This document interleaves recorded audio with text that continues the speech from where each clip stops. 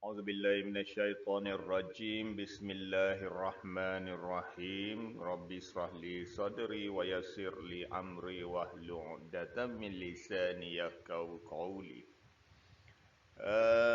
Assalamualaikum warahmatullahi wabarakatuh dan selamat pagi. Salam sejahtera. Semoga kamu semua berada dalam keadaan yang sihat-sihat sahaja. Okey, baiklah, hari ini kita teruskan lagi PDPR kita dengan mata pelajaran Bahasa Melayu tahun 3. Hari ini kita akan membincangkan satu tajuk iaitu sisa elektronik. Okey, tajuk ini akan dibincangkan berdasarkan kepada standard kandungan 5.3 iaitu memahami dan membina ayat mengikut konteks. Manakala standard pembelajarannya pula ialah 5.3.2 memahami dan menggunakan ayat mengikut konteks. Okey, hari ini kita cuba akan fahami tentang ayat tunggal. Jadi objektifnya ialah pada akhir PDPR, murid-murid dapat membina ayat tunggal dengan betul. Kemahiran pada hari ini ialah kemahiran tata bahasa, iaitu ayat tunggal. Okey, aktiviti kita pada hari ini membina ayat tunggal berpandukan gambar. Okey, kamu boleh rujuk buku teks di muka surat 30. Kalau kamu sudah bersedia dengan buku teks Bahasa Melayu tahun 3 jilid 2, marilah kita sama-sama membaca maklumat yang terdapat pada buku teks muka surat tersebut. Okey. Ayat tunggal. Tajuknya sisa elektronik. Okey, dalam petikan ni ataupun dalam muka surat ini terdapat 3 gambar. Okey, yang berkaitan dengan sisa elektronik. Nabila menghadiri program Lestarikan Alam. Dia telah mendengar penerangan tentang sisa elektronik. Kini, Nabila sudah faham akan cara pelupusan sisa elektronik. Okey, gambar yang kedua. Okey, kalau tengok gambar tu, Nabila sedang mengagihkan ataupun mengedarkan apa dia tu. Tu kertas ataupun kita panggil dia sebagai risalah. Okey, gambar yang ketiga kalau awak perhatikan sekumpulan murid ataupun cikgu ataupun sekumpulan manusia sedang membawa alat-alat elektronik. Okey, sisa elektronik maknanya alat-alat elektronik yang sudah tidak diguna pakai lagi untuk dilupuskan. Itu kita panggil sisa elektronik. Okey, patin kata kerjanya dia bagi membawa. Okey, patin membawa apa dia? Nanti kita bincangkan sekejap lagi. Okey. Sedikit info bahasa iaitu ayat tunggal. Apakah yang dikatakan dengan ayat tunggal? Sebelum ni kita pun pernah belajar mengenai ayat tunggal. Kalau kamu masih ingat. Ayat tunggal ialah ayat yang terdiri daripada satu subjek dan satu predikat. Dia ada satu subjek dan satu predikat. Itu kita panggil ayat tunggal. Okey, apa itu subjek? Kat bawah tu saya ada tulis, subjek ialah bahagian ayat yang diterangkan. Yang kita nak terangkan tu apa dia? Itu kita panggil subjek. Predikat ni kita boleh definisikan dia sebagai bahagian ayat yang menerangkan subjek. Okey. Contoh dia bagi mereka mengumpulkan peralatan elektrik. Okey, yang nak diterangkan di sini ialah mengenai mereka. Predikatnya ialah mengumpulkan peralatan elektrik, iaitu ayat yang menerangkan tentang subjek. Apa yang mereka buat. Okey?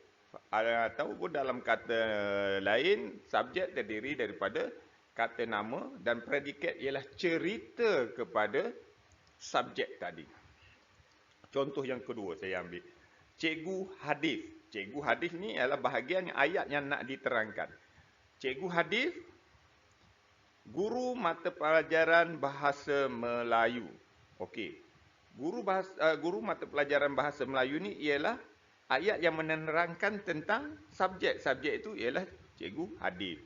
Jadi ataupun dengan kata lain, cikgu hadis ni ialah subjek dan ceritanya ialah guru mata pelajaran. Cerita mengenai cikgu hadis ialah guru mata pelajaran bahasa Melayu.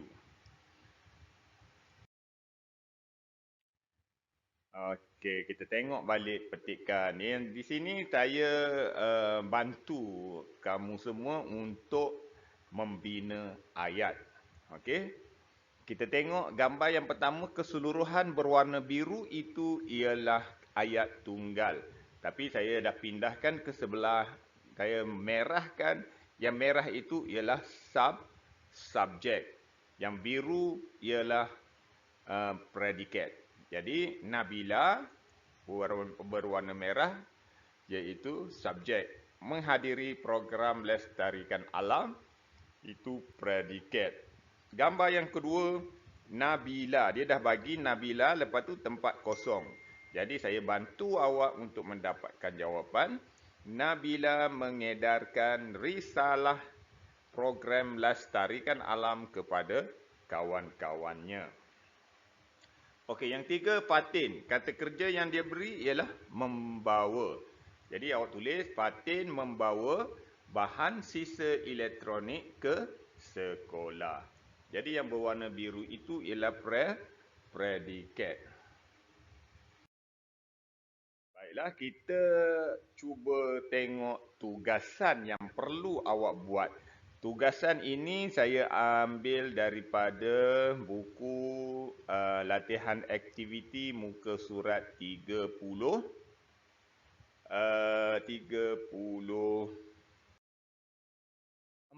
Okey. Muka surat 34 dalam buku aktiviti.